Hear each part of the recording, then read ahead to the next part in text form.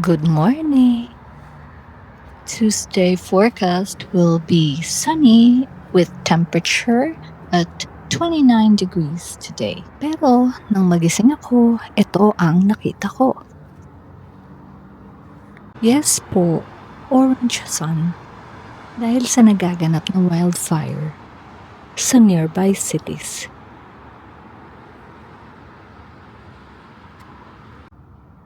Because of this, ang kaulapan ay orange.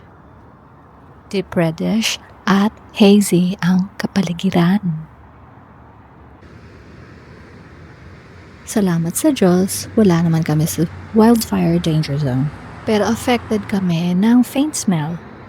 Kung di kailangan lumabas, magpakabisi na lang sa bahay. Kung lalabas, okay na mag-check ng air quality.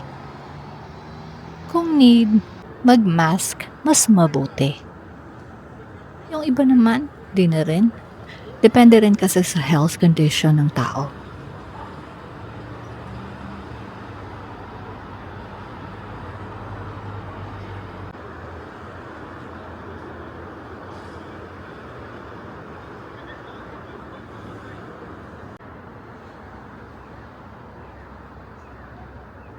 On clear days, visible ang Pineconeberg Mountains, Burnaby Mountain, at Mount Baker and Washington State mula sa balcony.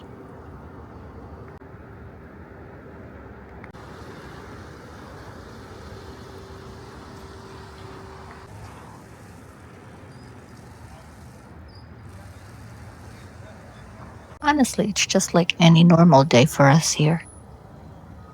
Siyempre, sa affected areas, kakaiba.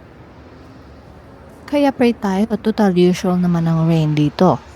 Kaya natin kailangan ang ulan, kaya sana umulan.